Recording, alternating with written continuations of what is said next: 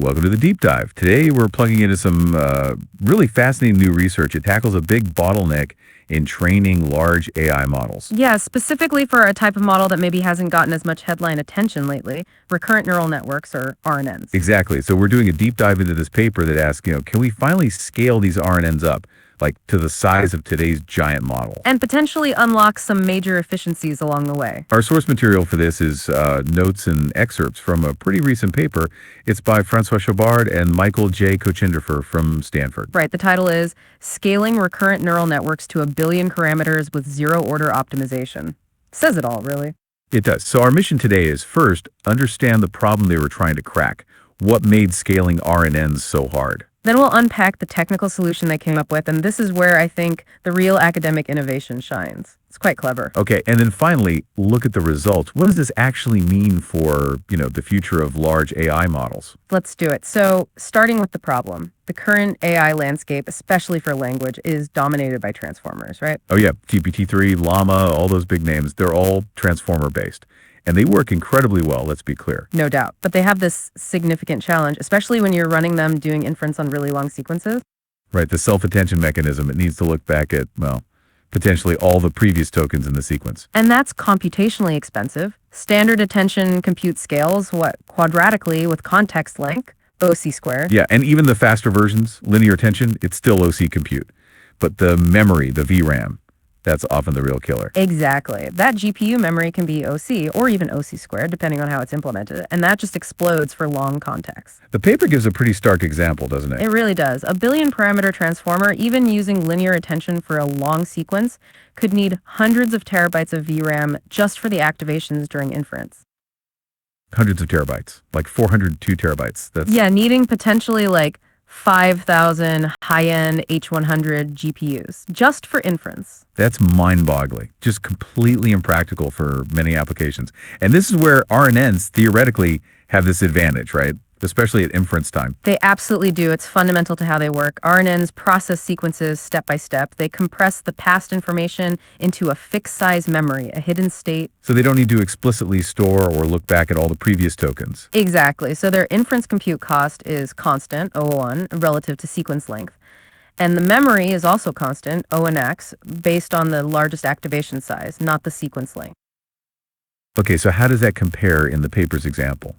The 1 billion parameter model. The contrast is amazing. That same 1B parameter model, if it were an RNN, would need only about 28 gigabytes of VRAM for inference. 28 gigs, down from hundreds of terabytes. Yeah, it fits on a single H100, maybe even a good consumer card. The paper calculates it as a potential 14,000 times cost saving per generated token. 14,000 times cheaper per token for inference on long sequences. Wow. Okay, so the obvious question then is, why aren't we using massive RNNs everywhere? Because the bottleneck wasn't inference efficiency, it was training them. Getting them trained up in the first place. And the standard method, backpropagation through time, BPTT, that was the culprit. Precisely. BPTT is how RNNs have traditionally been trained. It works by unrolling the network through time and applying backpropagation. Like standard backprop, but through time steps. Sort of, yeah. But the problem is, to calculate those variants correctly, BPTT needs to store all the intermediate activations. All of them, for every single time step. Every time step for every item in your batch, so that memory cost, it scales with batch size B, context length, and activation size A, OOBCA. Okay, so just like transformers have a memory problem with context length at inference, BPTT has a similar memory explosion with context length, but during training. Exactly. And that made training very large RNNs, especially on the long sequences where their inference advantage shines, practically impossible with standard hardware. That memory cost was the wall. Got it. So problem to find, RNNs are great for long sequence inference efficiency, but BPTT training memory makes large ones impossible to train. Which brings us to the solution. Right. The core innovation of this paper, they decided to completely sidestep BPTT. They replaced it with something called zero-order optimization, or ZOO. Zero order. So no gradients, or at least no calculated gradients in the usual way. Exactly. That's the fundamental idea. ZOO methods don't need to compute the exact gradient vector by backpropagating derivatives. Instead, they estimate the gradient direction. Well, just asking the model questions. You basically make small changes, perturbations to the model's parameters, and see how the loss function responds. You kind of poke the model in different directions and see which way makes the loss go down. That's a great way to put it. You're probing the loss landscape empirically. The specific method they focused on is called random vector gradient estimation, or RGE. RGE, okay. The idea is you estimate the overall gradient by averaging a bunch of these probes taken in random directions. And they used a specific type of RGE. Yes, Central-Difference RGE, or CD-RGE. This turns out to be important. Why central different? How's that different from just probing once? So a simpler version, forward difference, FD-RGE, would check the loss at your current parameters, let's call it theta, and at a slightly perturbed point, theta plus some small step epsilon times a random direction p.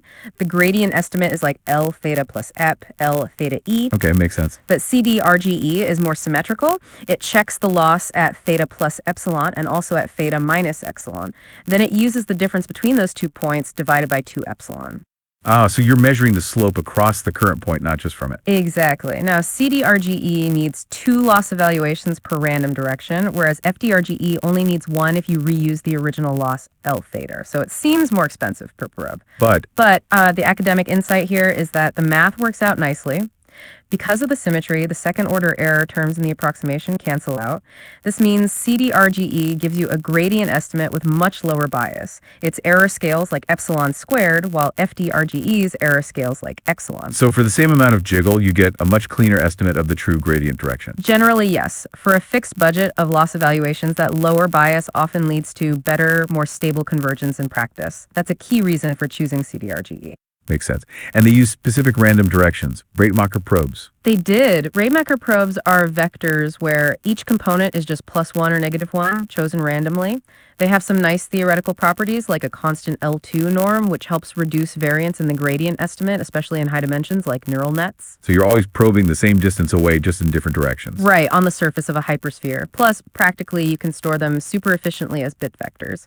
Small win, but helps. Okay, and then there was this interesting trick for stability, right? Something about the step size. Yes, this was another really crucial finding in the paper, maybe a bit counterintuitive. ZigO methods can sometimes be unstable, especially on these really complex, non-convex loss surfaces of deep nets. Right. Standard advice often suggested using a learning rate, or step size eta, that was much larger than the perturbation size epsilon. But these authors found the opposite worked better for stability here. What did they find? They found that tying the step size eta to the perturbation size epsilon, often just setting eta equal to epsilon, gave remarkably stable training. Wait, so the amount you jiggle the parameters to measure the slope is the same size as the step you actually take? Exactly. It sounds like you just bounce around randomly, doesn't it? It really does. But their finding, especially combined with those Rademacher probes, is that this allows the optimizer to take surprisingly stable and effective large jumps. You measure the average slope at distance epsilon, then step distance epsilon in that direction. It seems to find a robust descent path. This was a key practical insight for making ZOO work reliably for deep learning. Okay, so CD-RGE solves the BPTT memory problem because you don't store activations, you just need forward passes. But these, you need lots of forward passes per step, right? 2 for every random direction you probe. That's the trade-off, yes. The raw computational cost, the number of FOOPs per optimization step, is much higher with ZOO compared to BPTT's single forward and backward pass. So if it takes way more computation per step, how do they make it actually practical in terms of wall clock time? It sounds like it would be incredibly slow. Right. Raw FLOPs aren't the only thing that matters. Actual time does. This is where the engineering side comes in, and they had 2 key innovations. First, distributed CD-RGE. Okay, running it across multiple GPUs. Exactly. They parallelized those many forward passes. They used a parameter server setup. One GPU, rank 0, holds the main model parameters. The master copy? Right. It broadcasts these parameters to all the worker GPUs. Then each worker generates its own set of random probes locally. Using shared seeds, I guess, so rank 0 knows which probes were used? Yes, using seeds. Each worker computes the forward passes for its probes, calculating L theta plus EAP and L theta EAP. And here's the really clever bit for communication and memory. What's that? The workers only send back the resulting scalar loss values to the central rank 0. They don't send back gradients or anything large. Ah, just single numbers. per probe pair. Precisely. That massively reduces the communication overhead between GPUs, which is often a huge bottleneck in distributed training. And critically, it keeps the VRAM needed on each worker GPU really low. You're back to that OBA max memory plus a tiny communication buffer instead of the huge OBCA needed for BPTT. Okay, that handles the distribution and keeps memory low on workers. What was the second engineering piece? Making each individual forward pass faster, they used optimized RNN kernels, specifically something called FlashRNN. FlashRNN sounds like flash attention for transformers, a specialized fast implementation. That's the idea. It's a fused kernel written in CUDA and Triton for standard RNNs like LFTMs and GRUs. It optimizes memory access and computation within the RNN step itself. And how much faster is it? The paper reports speedups of up to 50 times compared to the standard PyTorch implementations for a single forward pass. 50 times. Okay, that's huge. It really is. So you combine these two things, distribute the many forward passes across GTUs, minimizing communication, and then make each one of those passes drastically faster with FlashRNN. And the result is that the total wall clock time for one optimization step using this distributed CD-RGE becomes comparable to or even faster than a single BPTT step, especially for large models where BPTT itself becomes slow or impossible due to memory swaps or needing model parallelism, and you're doing it with way less VRAM per GPU. Let's make that concrete with the numbers from their table 1. For a 10 million parameter model, BPTT needed 45 gigs of VRAM in their setup. Yeah, 45 gigabytes, but CD-RGE, even running sequentially on one GPU, only needed 4 gigabytes. Huge difference already. And then the really big one, the 1.1 billion parameter model. Right. With CD-RGE, it fits in about 39.5 gigabytes of VRAM on a single A40 GPU. Totally feasible. BPTT. They just list NAN, not applicable. It simply wouldn't fit. The memory requirement is too high. So this literally enables training billion parameter RNNs where BPTT couldn't even start. What about the time per step? For the 10M model, the sequential CD-RGE was a bit slower than BPTT if BPTT could use macro batching, but the distributed CD-RGE on 8 GPUs was incredibly fast, 0.07 seconds per step, versus BPTT's 33.7 seconds in their comparable setup. Wow. Orders of magnitude faster in wall clock time when distributed. And for the 1.1B model, where BPTT is impossible, distributed CD-RGE took about 4.4 seconds per step. Still very practical for training a model that size. Okay, that's the practical engineering. The paper also gives this theoretical view, framing CD-RGE as optimizing a smoothed version of the loss function. Yeah, this is a nice way to think about why it might work well beyond just estimating the gradient. When you average the loss values from all those random probes around your current point theta, mathematically, it's like you're optimizing a different function, L epsilon theta, which is the original loss function L theta, kind of blurred or smoothed out. Smooth how? It's like convolving the original potentially jagged loss landscape with the distribution of your random probes. Think of it like applying a Gaussian blur in image processing, but to the loss function. Okay, so it irons out the little bumps and sharp valleys. Exactly. And figure 4 in the paper shows this visually a larger perturbation size epsilon leads to more smoothing. This smoothing acts as an implicit regularizer. How does that help? It can make the optimization process more robust. It might help avoid getting stuck in very sharp, narrow local minima that might not generalize well anyway.